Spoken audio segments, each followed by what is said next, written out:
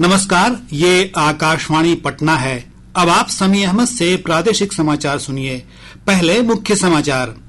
केंद्रीय गृह मंत्री अमित शाह ने कहा, प्रधानमंत्री नरेंद्र मोदी के नेतृत्व में देश अमृतकाल के लक्ष्य को हासिल करने की दिशा में तेजी से आगे बढ़ रहा है। भारतीय सेना ने ऑपरेशन सिंदूर के दौरान समर्थन, प्रशंसा और आभार के लिए नागरिकों का धन्यवाद किया है।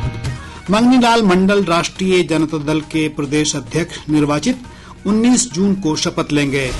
और प्रदेश में उमस भरी गर्मी का प्रकोप जारी। मौसम विभाग ने अगले 24 घंटों के दौरान राज्य के कई भागों में आंधी और बारिश की संभावना जताई। अब समाचार विस्तार से।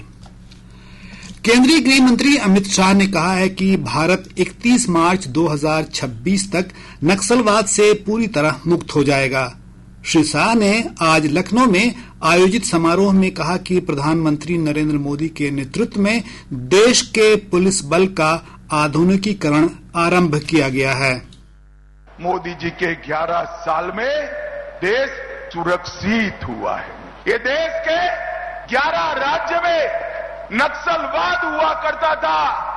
ये 11 साल में 11 राज्य में से नक्सलवाद अब 3 जिलों में बचा है। श्री शाह ने कहा कि प्रधानमंत्री नरेंद्र मोदी के नेतृत्व में देश अमृतकाल के लक्ष्य को हासिल करने की दिशा में तेजी से आगे बढ़ रहा है। मोदी जी ने 11 साल के अंदर जो देश को आगे बढ़ाने का काम किया है, उसको 47 के भारत की नींव डालने का काम मेरे सामने बैठे युवाओं ने करना है। इस 11 साल के अंदर 25 करोड़ लोग गरीबी रेखा के बाहर आए। 60 करोड़ लोगों को गैस का सिलेंडर, 5 लाख तक का इलाज नरेंद्र मोदी जी ने कर पिछड़े, दलित और आदिवासियों के जीवन में एक नया उजाला भरने का काम किया है। भारतीय सेना ने ऑपरेशन सिंदूर के दौरान समर्थन, प्रशंसा और आभार के लिए नागरिकों का धन्यवाद किया है। सेना ने एक सोशल मीडिया पोस्ट में कहा है कि उसे नागरिकों की ओर से हृदय को छूने वाले प्रशंसा भरे पत्र मिले हैं। इन पत्रों में नागरिकों ने अपना गर्व, जीवंतता और देशभक्ति की भावना उड़ेल दी है। इससे सेना निरंतर प्रेरणा लेती है। सेना ने आश्वासन दिया है कि वो हमेशा राष्ट्र के लिए सम्मान और समर्पण के साथ सेवा के लिए तैयार है। अहमदाबाद विमान हादसे के 32 पीड़ितों के डीएनए नमूनों का मिलान हो गया है। अब तक कुल 1200 मृतकों के परिजनों को सौंपे जा चुके हैं।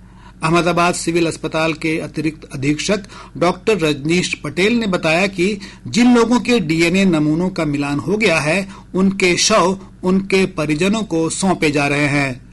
प्रत्येक मृतक के परिवार के लिए एक विशेष टीम गठित की गई है। इस टीम में एक वरिष्ठ अधिकारी, एक पुलिसकर्मी और एक पेशेवर परामर्शदाता शामिल हैं।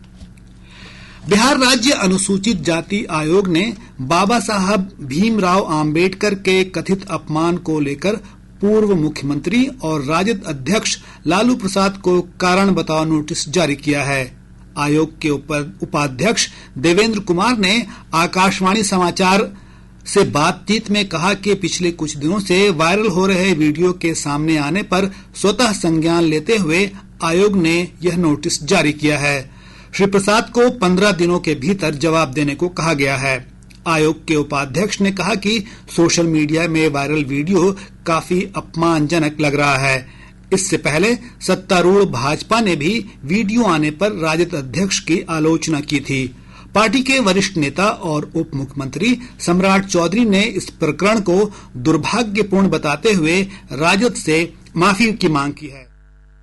आज तक इतना अहंकारी नेता किसी ने नहीं देखा। यदि बाबा साहब भीमराव अम्बेडकर के कोई गलती उनके कार्यकर्ता या उन्होंने किया, उनको तो माफी मांगना चाहिए ना। अहंकारी है, ये अपमानित करने का काम सभी को करते हैं। लालू प्रसाद जी को माफी मांगना चाहिए। ये अहंकारी नेता को अपना गुमान छोड़ना चाहिए।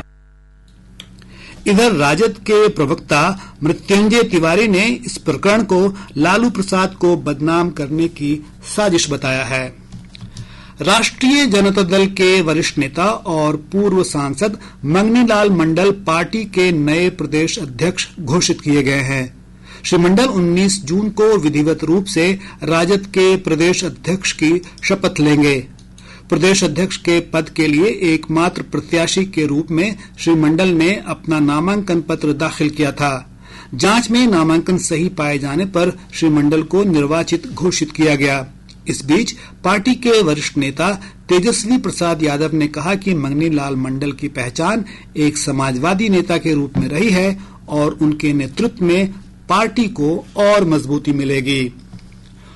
मुख्यमंत्री नीतीश कुमार ने आज बिहटा के सिकंदरपुर औद्योगिक क्षेत्र स्थित विभिन्न औद्योगिक इकाइयों का निरीक्षण किया। निरीक्षण के दौरान मुख्यमंत्री ने कहा कि बहुत खुशी की बात है कि इस इंडस्ट्रियल एरिया में कई औद्योगिक इकाइयां उत्पादों का निर्माण कर रही हैं। उन्होंने कहा कि राज्य के युवाओं को रोजगार उपलब्ध कराने और उनमें उद्यमिता को बढ़ावा देने के लिए मुख्यमंत्री उद्यमी योजना की शुरुआत की गई है। मुख्यमंत्री ने कहा कि राज्य में उद्योग के लिए अनुकूल माहौल है और सरकार की ओर से उद्यमियों को हर प्रकार की सुविधा मुहैया कराई जा रही है। हिंदुस्तानी अवाम मोर्चा सेक्युलर के राष्ट्रीय परिषद की एक दिवसीय बैठक आज बांका में आयोजित की गई। बैठक में आगामी विधानसभा चुनाव की तैयारियों के साथ पार्टी की सांगठनिक मजबूती को लेकर चर्चा हुई। केंद्रीय मंत्री और पार्टी के संरक्षक जीतन राम मांझी ने भी बैठक को संबोधित किया। बैठक में डॉक्टर संतोष कुमार सुमन को फिर से पार्टी का राष्ट्रीय अध्यक्ष चुन लिया गया। वहीं राजेश कुमार पांडे को पार्टी का राष्ट्रीय प्रधान सचिव चुने जाने की घोषणा की गई। जन सुराज पार्टी के संस्थापक प्रशांत किशोर ने कहा है कि उनकी पार्टी आगामी बिहार विधानसभा चुनाव में सभी 243 सीटों पर चुनाव लड़ेगी। श्री किशोर ने बिहार बदलाव यात्रा के दौरान आज मुजफ्फरपुर में कहा कि 90% ऐसे उम्मीदवारों को टिकट दिया जाएगा जिन्होंने कभी चुनाव नहीं लड़ा है। उन्होंने राहुल गांधी को चुनौती देते हुए कहा कि अगर कांग्रेस में दम है तो वो बिहार में अकेले चुनाव लड़कर दिखाए। राजद नेता तेजस्वी यादव ने एनडीए सरकार में जारी कथित भ्रष्टाचार को लेकर मुख्यमंत्री नीतीश कुमार पर हमला बोला है। श्री प्रसाद ने आज पटना में संवाददाता सम्मेलन में कहा कि भ्रष्टाचार के मामलों की ईमानदारी से जांच होनी चाहिए। एक तो बिहार गरीब राज्य है, लूट के ये अधिकारी खा रहे हैं, भ्रष्टाचार कर रहे हैं। ईडी या सीबीआई का भी केस है, लेकिन सरकार में है, केंद्र की भी सरकार है, गठबंधन की सरकार है, तो कुछ होना जाना है नहीं इन अधिकारियों का। तो ईडी या सीबीआई भी सुस्त पड़ी हुई है। अगर ईमानदारी से जांच हो जाए तो कोई बचने वाला नहीं है। इधर भाजपा ने तेजस्वी यादव के आरोपों को निराधार बताया है। पार्टी प्रवक्ता प्रभाकर मिश्रा ने कहा कि तेजस्वी यादव का पूरा परिवार भ्रष्टाचार में लिप्त है और उन्हें अपने गिरेबान में झांक कर देखना चाहिए। प्रादेशिक समाचार आप आकाशवाणी पटना से सुन रहे हैं। ताजा समाचारों के लिए आप हमारे एक्स हैंडल AIR_News_ पर जा सकते हैं। बिहार में केंद्र सरकार के सहयोग से ऊर्जा, दूरसंचार, सूचना प्रौद्योगिकी और पर्यटन के क्षेत्र में विकास की एक नई लकीर खींची जा रही है। बिहार को मिले प्रधानमंत्री पैकेज से कई क्षेत्रों, खासकर ऊर्जा, दूरसंचार और पर्यटन में बेहद उल्लेखनीय कार्य हुए हैं। इसने राज्य को एक नई दिशा दी है। ऊर्जा मंत्रालय के तहत राज्य में 2 प्रमुख योजनाएं पूरी की गई हैं।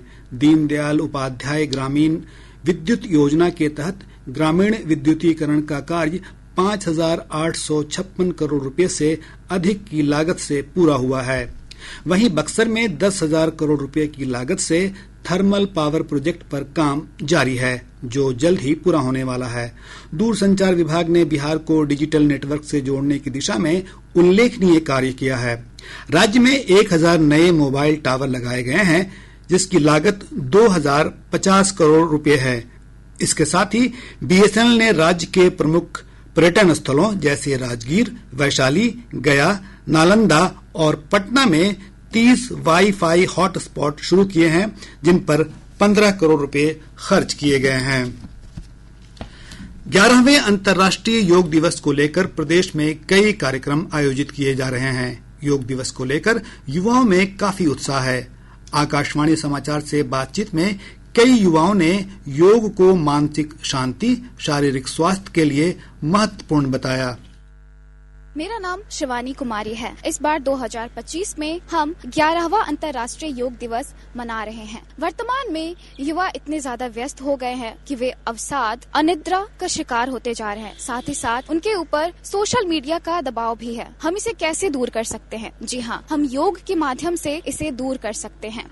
मेरा नाम लकी सिन्हा है और योग को लेकर मेरा ये राय है कि आज का जो यूथ जनरेशन है जो कि बहुत बिजी है, प्लस ज्यादातर वो मेंटल हेल्थ से जूझ रहा है, उसके लिए योगा बहुत ज्यादा इम्पोर्टेंट है। सुबह उठ के अगर वो थोड़ा भी एक्सरसाइज करेगा तो वो मेंटली वो हेल्दी रहेगा।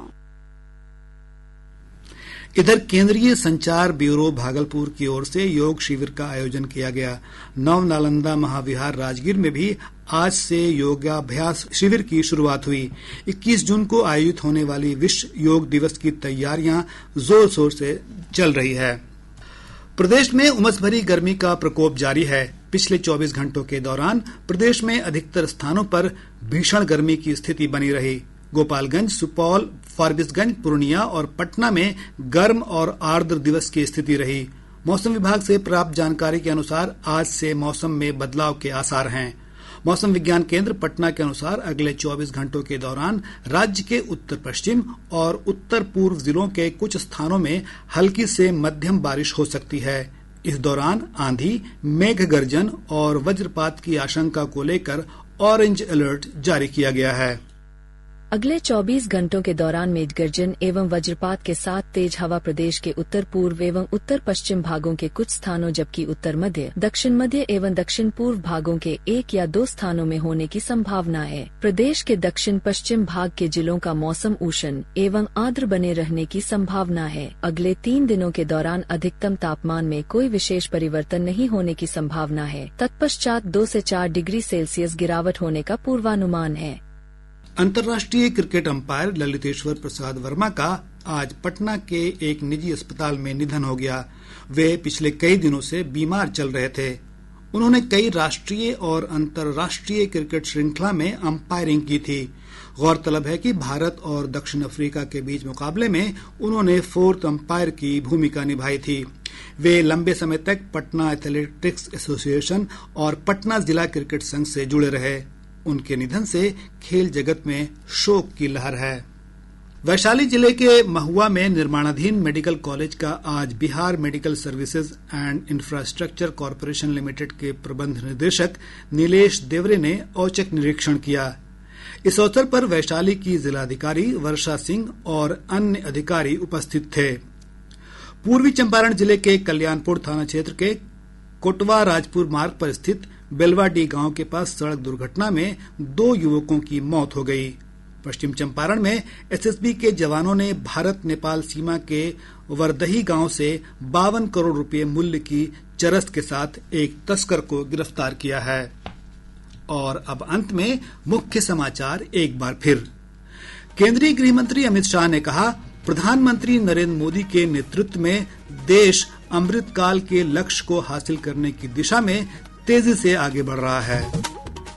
भारतीय सेना ने ऑपरेशन सिंदूर के दौरान समर्थन, प्रशंसा और आभार के लिए नागरिकों का धन्यवाद किया है। मंगनीलाल मंडल राष्ट्रीय जनता दल के प्रदेश अध्यक्ष निर्वाचित 19 जून को शपथ लेंगे। और प्रदेश में उमस भरी गर्मी का प्रकोप जारी। मौसम विभाग ने अगले 24 घंटों के दौरान राज्य के कई भागों में आंधी और बारिश की संभावना जताई। इसके साथ ही आकाशवाणी पटना से प्रसारित प्रादेशिक समाचार का ये अंक समाप्त हुआ। आकाशवाणी पटना से अगला समाचार बुलेटिन प्रातः 8:48 से प्रसारित किया जाएगा।